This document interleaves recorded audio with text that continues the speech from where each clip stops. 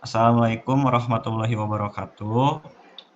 Kami dari kelas EE. Sistem operasi.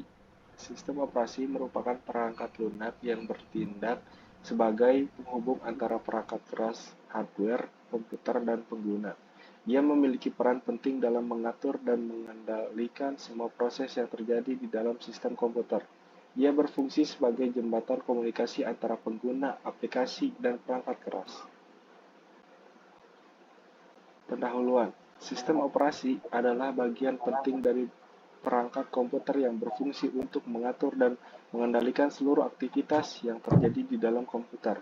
Sistem operasi bertugas untuk mengelola sumber daya komputer seperti memori, prosesor, perangkat input dan output, serta aplikasi yang berjalan di dalamnya.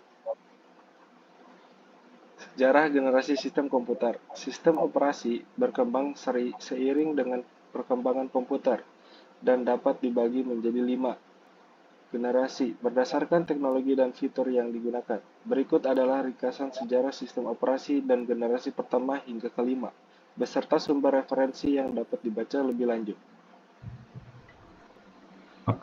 Jadi di sini ada generasi pertama, yaitu dari tahun 1945 sampai tahun 1955. Nah, pada masa ini komputer itu masih menggunakan tabung vakum sebagai komponen utamanya dan masih belum memiliki sistem operasi. Nah, komputernya itu hanya dapat menjalankan satu program pada satu waktu, dan pengguna juga harus masukkan instruksi secara manual melalui papan tombol atau kartu berlubang. Dan komputernya itu sangat mahal, besar, dan boros listrik. Contoh komputernya itu ada ENIAC, EDVAC, dan Univaci. Next, Kai. Oke, lalu ada generasi kedua, ini di tahun 1955 sampai 1966. Nah, di masa ini itu komputer itu menggunakan transistor sebagai pengganti tabung vakum di generasi sebelumnya, yang membuatnya itu menjadi lebih kecil, lebih murah, dan lebih efisien juga. Nah, sistem operasi mulai muncul untuk mengotomatisasi proses pembuatan program dan mengurangi waktu tunggu pengguna.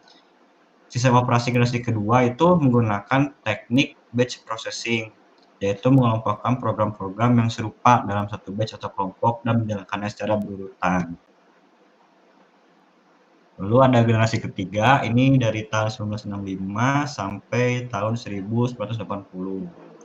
Nah, di generasi ketiga ini komputer itu sudah menggunakan sirkuit terpadu atau IC sebagai pengganti transistor di generasi kedua, yang menjadikannya itu menjadi lebih cepat, kecil, dan lebih murah lagi dibanding generasi-generasi sebelumnya. Lalu sistem operasi generasi ketiga ini menggunakan teknik multi-programming, yaitu menjalankan beberapa program secara bersamaan dengan membagi-bagi sumber daya komputer. Sistem operasi generasi ketiga juga menggunakan teknik time sharing, yaitu memberikan waktu yang cukup bagi setiap program untuk berinteraksi dengan pengguna secara bergantian. Next, Kai. Oke, lalu ada generasi keempat, ini dari tahun 1980 sampai tahun 2000. Nah, di generasi keempat ini komputer tuh sudah menggunakan mikroprosesor, karena yang sebelumnya itu memakai sirkuit terpadu, jadi sudah diganti yang lebih baru. Nah, karena sudah menggunakan mikroprosesor, komputer ini membuatnya menjadi lebih canggih, lebih kuat, dan lebih murah lagi. Sistem operasi generasi keempat itu menggunakan teknik multiprocessing, yaitu menjalankan beberapa program secara paralel dengan menggunakan lebih dari satu prosesor. Sistem operasi generasi keempat juga menggunakan teknik distributed computing, yaitu menghubungkan beberapa komputer secara jaringan untuk berbagi sumber daya dan kerjasama.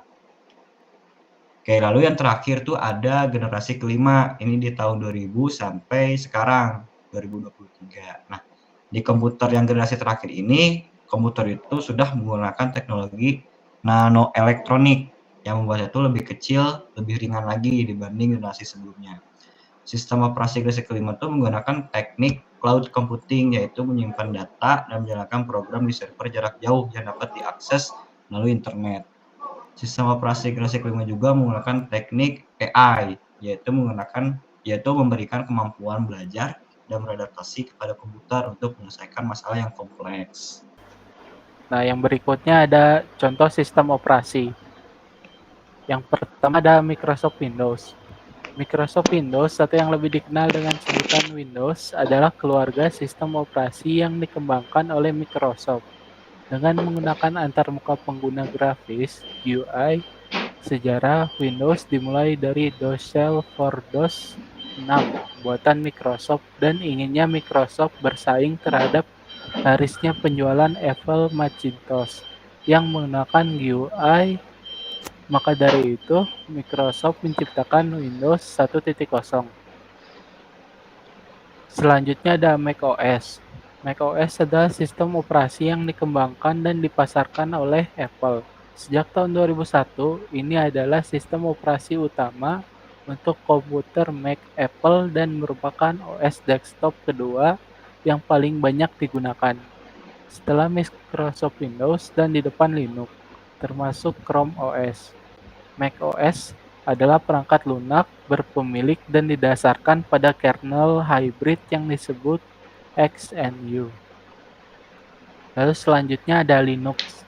Linux adalah keluarga sistem operasi milik Unix bebas dan sumber terbuka yang didasarkan pada kernel Linux, yaitu sebuah kernel sistem operasi yang pertama kali dikembangkan oleh Linus Torvalds pada 1991.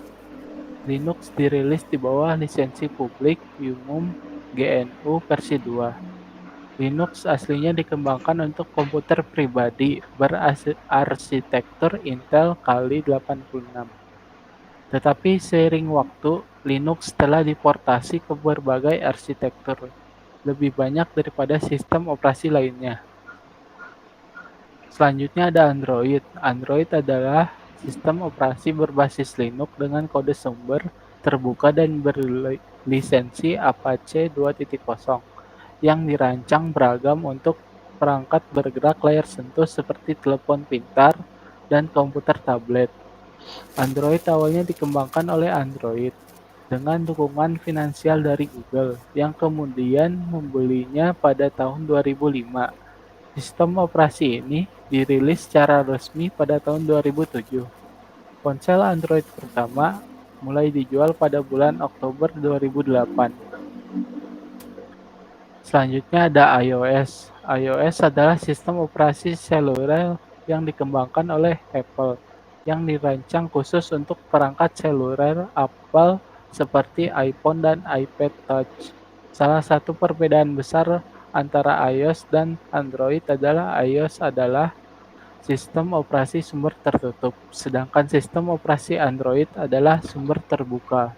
Selain itu, iOS umumnya dianggap sebagai sistem operasi yang lebih aman dibandingkan Android. Nah, lalu kesimpulannya, jadi sistem operasi adalah bagian penting yang terdapat dalam komputer. Sistem ini sangat berguna bagi kemajuan teknologi. Semakin berkembangnya teknologi, maka semakin berkembang pula sistem operasi yang dimiliki. Dan dengan demikian, kita sebagai pengguna akan merasa praktis dan nyaman dalam menggunakannya. Sekian dan terima kasih.